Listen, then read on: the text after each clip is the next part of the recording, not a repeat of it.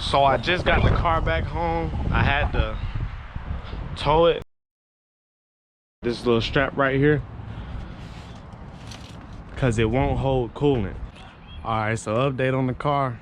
Yesterday, I was data logging, trying to see why I would see boost numbers higher than what I'm supposed to be making. And I would get an engine malfunction code. So I'd be on the gas, flooring it. Once I let up, that's when it'll shoot the engine malfunction code, saying something about the Vanos solenoid. So last night while I was data logging, I was trying to connect my phone to the ECU, and then my whole iDrive screen went completely black.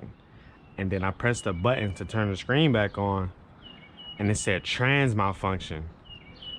So I cut the car off, then I cut it back on, and then every light on the dash came on, windshield wiper started going. So at that point, I thought it was okay, electrical problem. My battery's probably bad, or my alternator's not doing what it's supposed to do, which I think the battery's bad because, like I said, I got it from the auction, and I haven't changed the battery since I had it. I just jump started. I've had the jump started probably like a few different times. So after everything happened with the lights, I was like, let me go back and look, make sure the connection's good, and come pop the hood and see if I can see anything or hear anything.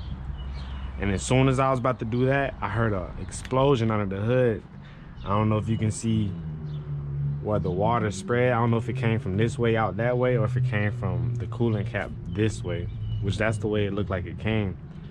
But after that happened, I let the car cool down, let it do its thing, and then I grabbed a bunch of water and I poured it in there and started the car. No lights came on, but I started seeing water come from underneath the bumper, so I cut it off immediately. So I don't think it's leaking from there. I probably like blew a line off or something. So first I'm about to take this battery out, take the AutoZone so they can test it.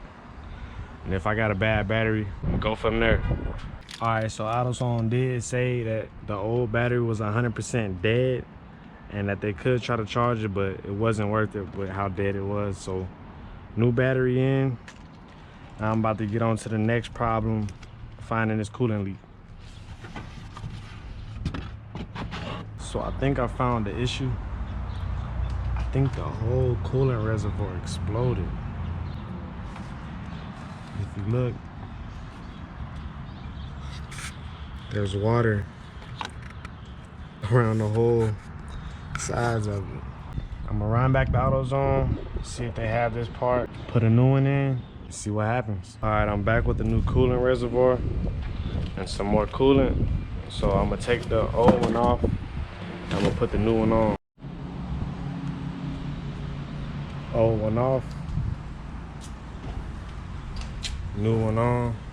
Now I'm just about to fill it up with water and see what happens. And now I got the reservoir topped off. I'm gonna go bleed the system, see if it leaks anywhere else. And if not, I'm gonna drain it again, fill it up with the coolant. So to bleed it, turn your heat on and hold the gas for 10 seconds. Okay, there we go.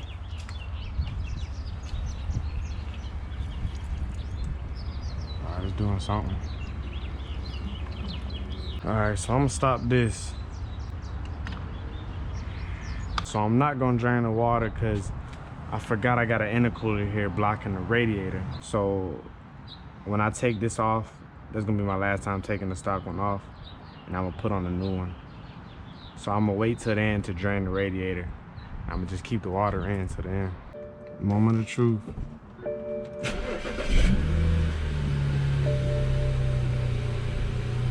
All right, so I still got a service engine light. But what I'm thinking is, with the code it's giving me, 2E7C, bit serial data interface signal, what I'm coming up with is maybe my JB4 and everything something just messed up because the battery was bad. So I'm about to put it back to stock and reflash it and then start it back up, try again. Take it to the gas station, see what happens. I think I'm back in business.